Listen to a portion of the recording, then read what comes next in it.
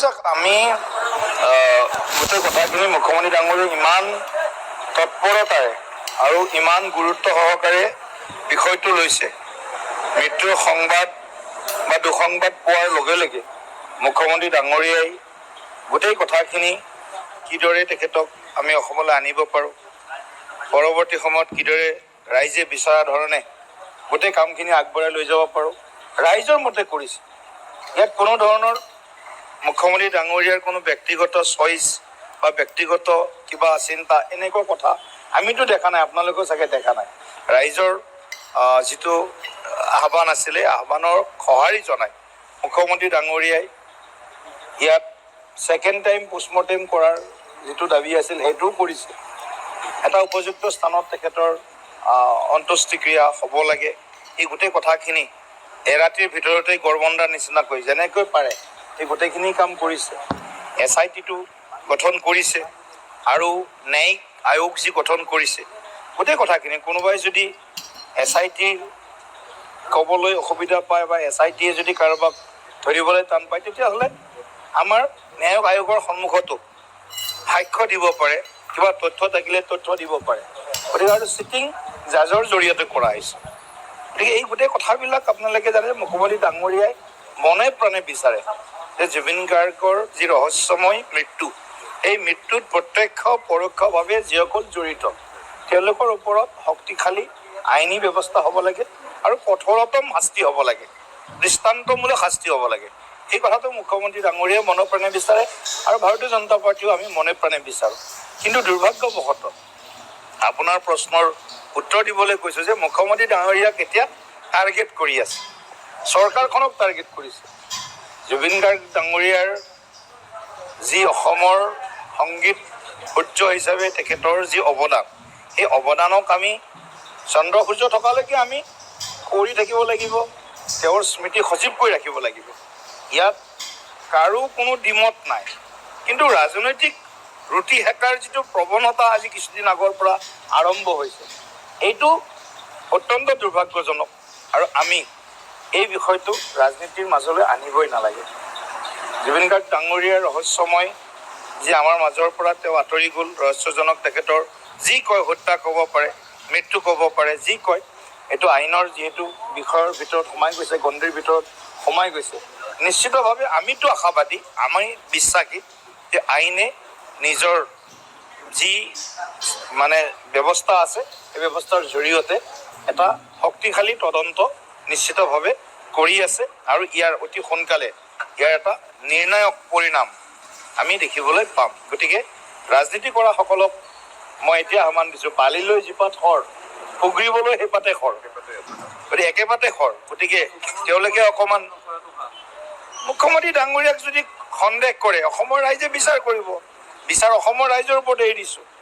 আমিতো ইয়াক লৈ কোনো ৰাজনীতি কৰিব খোজাই নাই বা নকৰোঁ। আমি জুবিন দা আমাৰ সম্পদ আছিল, সম্পদক আমি কেনেকৈ তেখেতৰ সৃষ্টিৰাজি সুৰক্ষিত কৰি ৰাখিব পাৰোঁ, সংৰক্ষণ কৰিব পাৰোঁ, সংবৰ্ধন কৰিব পাৰোঁ, সেইটো আমাৰ চিন্তা। আৰু দোষী যাতে কঠোৰতম শাস্তি পায়, এইটো আমাৰ চিন্তা। মুখ্যমন্ত্ৰী ডাঙৰীয়াই এই কথাটোত কোনো ধৰণৰ কেতিয়াও আপোচ নকৰে, এই কথাটো মই ক'ব পাৰোঁ।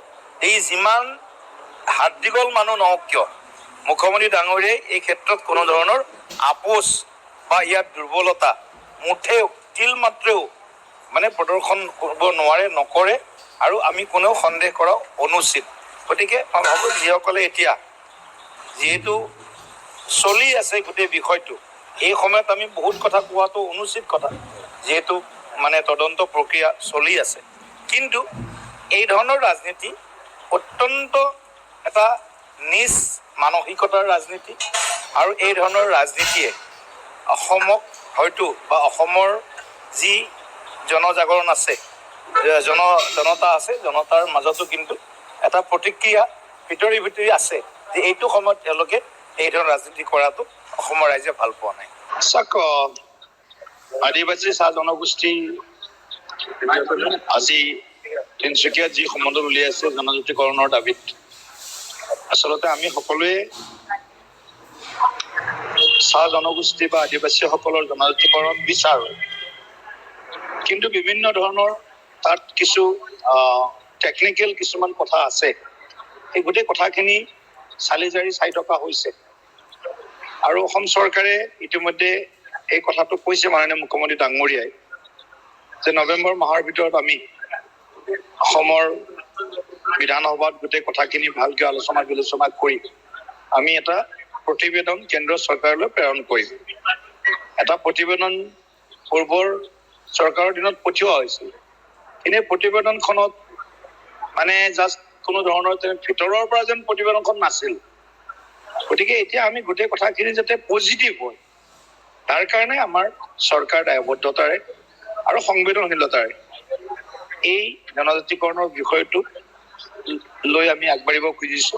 ইয়াত কোনো ৰাজনৈতিক বিষয় নাই, কিন্তু কথাটো হ'ল তেওঁলোকৰ দীৰ্ঘদিনীয়া যিটো তেওঁলোকৰ দাবী, সেই দাবীটো কেনেদৰে তেওঁলোকে ন্যায্যতা দিব পাৰি তেওঁলোকক, সেই বিষয়টো আমাৰ চৰকাৰ চিন্তা কৰি আছে। নিশ্চিতভাৱে ইয়াৰ এটা আশু সমাধান বা সমাধান সূত্ৰ ওলাব। ইয়াৰ অকল আদিবাসী বা চাৰ্জল থাকিব নে আৰু চাৰ জনগোষ্ঠীৰ আটাইকেইটা জনগোষ্ঠীৰ কথাই আছে। ইতিমধ্যে স্তৰে স্তৰে বিভিন্ন হয়তো সময়ত কথা বতৰা চলি আছে, কিন্তু চূড়ান্ত এটা সিদ্ধান্ত ল'ব লাগিলে যিহেতু জনজাতিকৰণ দিব কেন্দ্ৰীয় চৰকাৰে, মিনিষ্ট্ৰী অফ ট্ৰাইবেল এফেয়াৰ্ছ, গৃহ মন্ত্ৰালয়ে গোটেই কথাখিনি বিবেচনা কৰিব, ৰেজিষ্টাৰ জেনেৰেল অফ ইণ্ডিয়াই গোটেই কথাখিনি চোৱা চিতা কৰিব। গতিকে গোটেই কথাখিনি কেন্দ্ৰ চৰকাৰ জড়িত হৈ আছে আৰু কেন্দ্ৰ চৰকাৰক আমাৰ ইয়াৰ পৰা ঋণাত্মক কোনো কথা আমি আমাৰ চৰকাৰেও বিচৰা নাই পঠিওৱাটো, ধনাত্মক দৃষ্টিকোণেৰে গোটেই কথাখিনি যাতে কৰিব পৰা যায় সেই বিষয়টোত আমি আমাৰ দলেও এই বিষয়টোক গুৰুত্ব সহকাৰে লৈ আছে। আৰু আমি বিচাৰো যে এই দীৰ্ঘদিনীয়া তেওঁলোকৰ যি দাবী, এই দাবীৰ এটা সমাধান সূত্ৰ ওলাওক।